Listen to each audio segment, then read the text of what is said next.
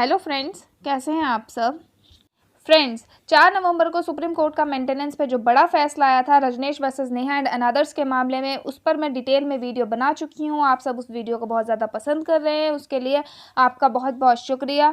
और मुझे अपनी क्वेरीज़ भी कमेंट बॉक्स में कमेंट कर रहे हैं। मैं आपकी क्वेरीज़ को ही आज इस वीडियो में डिस्कस करूँगी। जो आपने मेरे से कमेंट बॉक्स में क्वेश्चन किए हैं, उन्हीं को मैं आज इस वीडियो में डिस्कस करूँगी। उससे पहले मैं आपको एक बार शॉर्ट में बता देती हूँ कि इस केस में कोर्ट ने क्या कहा। Rajnish versus Neha and another में जो 4 नवंबर को सुप्रीम कोर्ट का फैसला आया है, उसमें अपना फैसला देते हुए जस्टिस इंदु मल्होत्रा और जस्टिस सुभाष रेड्डी की पीठ ने कहा कि भरण पोषण मेंटेनेंस के लिए जो दी जाने वाली राशि है वो उचित और यथार्थवादी होनी चाहिए। ना तो वो इतनी ज़्यादा होनी चाहिए कि पति के लिए असहनीय हो जाए, कि हस्बैंड उसको सहन ही ना कर पाए, इतनी ज़्यादा होनी चाहिए। ना तो इतनी कम होनी चाहिए कि पत्नी के लिए ही पत्नी को ही दरिद्रता की तरफ ले जाए।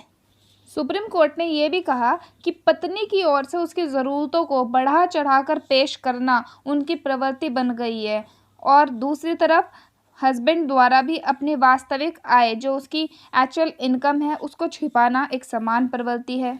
कोर्ट ने यह भी निर्देश दिया कि संबंधित family court, district court, magistrate court के समक्ष जितनी भी लंबित कार्रवाइयाँ हैं, पेंडिंग प्रोसीडिंग्स, उन सहित जो मेंटेनेंस की सभी कार्रवाइयों में दोनों पक्षकारों द्वारा संपत्तियों और देनदारियों के बारे में सूचना देने वाला जो एफिडेविट दायर किया जाता है, वो दोनों की ओर से दायर किया जाए।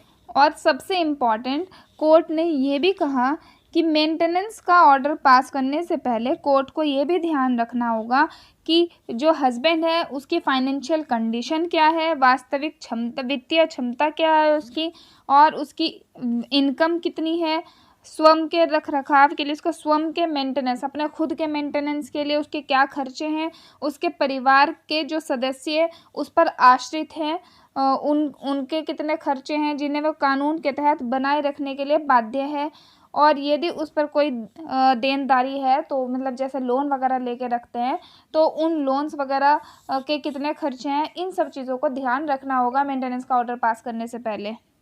फ्रेंड्स, आप लोगों की बहुत ज़्यादा क्वारीज आ रही हैं कि मेंटेनेंस अगर नहीं देता है हस्बैंड तो क्या एक्शन होगा हस्बैंड के खिलाफ। तो इस पर मैं वीडियो बना चुकी हूँ, जिसका लिंक मैंने इस वीडियो के डिस्क्रिप्शन बॉक्स में दे दिया है। आप इस वीडियो के डिस्क्रिप्शन बॉक्स में जाके उस लिंक को ओपन करेंगे तो आपको वो वीडियो मिल जाएगी और आपके सारे डाउट क्लियर हो जाएंगे। नेक्स्ट क्वेरी आ रही है कि if we arrested for not giving interim maintenance, how many days we spend in jail और डिटेंशन। अगर हम मेंटेनेंस नहीं देते हैं तो कितने दिन के लिए हमें डिटेंशन में या जेल में रहना पड़ेगा। इसके लिए सिविल प्रोसीजर कोड 1908 की सेक्शन 58 में प्रोविज़न है डिटेंशन एंड रिलीज। इसमें बताया है subsection 1, every person detained in the civil prison in execution of a decree shall be so detained. जो डिग्री के निष्पादन में सिविल कारागार में जो व्यक्ति रखा जाएगा, निरुद्ध व्यक्ति होगा, वो हर व्यक्ति का where the decree is for the payment of a sum of money exceeding 5,000 rupees for a period not exceeding 3 months। जहाँ डिक्री की जो पेमेंट है, धनराशि है, वो 5,000 रुपये से 5,000 रुपीज़ से ज़्यादा है, वहाँ 3 months 3 महीने से अनधिक 3 महीने से ज़्यादा के लिए डिटेन नहीं किया जा सकता। Number B, where the decree is for the payment of a sum of money exceeding 2,000 rupees, जहाँ 2,000 रुपीज़ से ज़्यादा but not exceeding 5,000 rupees, 5,000 rupees से कम, यानी कि 2,000 से ज़्यादा और 5,000 से कम है, 2 और 5 के बीच में है, for a period not exceeding 6 weeks, वहाँ 6 हफ्तों से ज़्यादा डिटेन नहीं किया जा सकता। इट्स मीन्स 2,000 से कम जो अमाउंट है उस पर आपको डिटेन नहीं किया जा सकता, उस पर आपको सिविल कारागार में निरुद्ध नहीं किया जा सकता। 2,000 से ऊपर की राशि पे ही आपको सिविल कारागार में निरुद्ध किया जा सकता है। परंतु जो डिटेन पर्सन है वो इस अवधि के अवसान से पहले भी छोड़ दिया जाएगा। इसके लिए 4 कंडीशंस दी गई हैं। अगर 4 कंडीशंस में से एक भी अगर पूरी हो जाती है तो इस टाइम से पहले भी छोड़ दिया जाएगा। कि जो मेंटेनेंस की जो रकम है, धनराशि है, अगर वो दे देता है सिविल कारागार के भाषादक अधिकारी को, तो वो छोड़ दिया जाएगा उसी time. Second, on the decree against him being otherwise fully satisfied, उससे सेटिस्फाई हो जाने पर। Third, on the request of the person on whose application has been so detained, जिसके आवेदन पर, जिसकी एप्लीकेशन पर उसको निरुद्ध किया गया था, डिटेन किया गया था, अगर वो अनुरोध करती है तो और रिक्वेस्ट करती है कोर्ट से छोड़े जाने के लिए, तब भी छोड़ा जा सकता है। And fourth, on the omission by the person on whose application has been so detained to pay subsistence allowances. इसकी सबसेक्शन 2 कहती है कि a judgment debtor released from detention under this section shall not merely by reason of his release be discharged from his डेप्ट। जैसे ही वो detention से, jail से रिलीज हो जाएगा, मेंटेनेंस जिसको देना है, इट्स मीन्स हस्बैंड, जैसे ही वो रिलीज हो जाएगा उसी टाइम वो अपनी राशि जो उसको देनी है डेप्ट से डिस्चार्ज हो जाएगा, उन्मोचित हो जाएगा, और फिर वो लायबल नहीं है ना तो री अरेस्ट करने के लिए, दोबारा अरेस्ट करने के लिए under the decree in execution की डिक्री के अंतर्गत, और ना ही दोबारा सिविल प्रिजन में डिटेन करने के लिए। थर्ड क्वेरीज आपकी बहुत ज़्यादा आ रही है कि क्या ये पेंडिंग केस जो है उसमें भी लागू होगा जजमेंट। हाँ फ्रेंड्स, जितने भी केसेस पेंडिंग है और जितने भी केसेस फ्यूचर में फाइल होने वाले हैं उन सब में ये केस जो है लागू होगा। नेक्स्ट क्वेरी आपकी आ रही है कि कोर्ट को कैसे पता चलेगा कि वाइफ ने एफिडेविट में सच लिखा है या झूठ।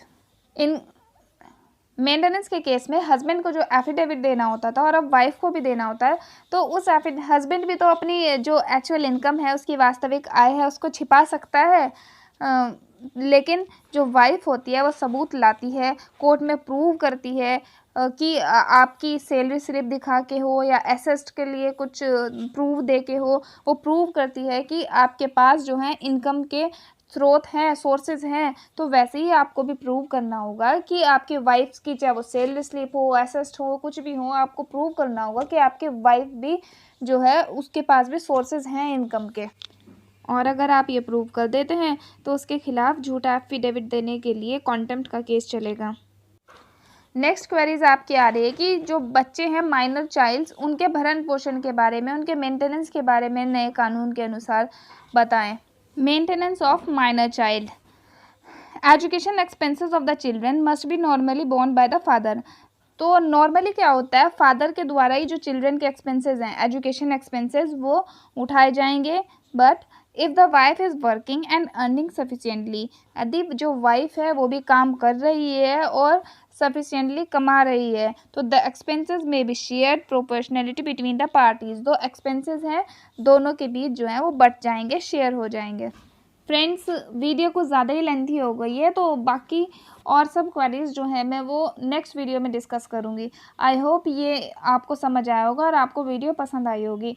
अगर आपको वीडियो पसंद आई है तो लाइक, शेयर, सब्सक्राइब करना ना भूलें।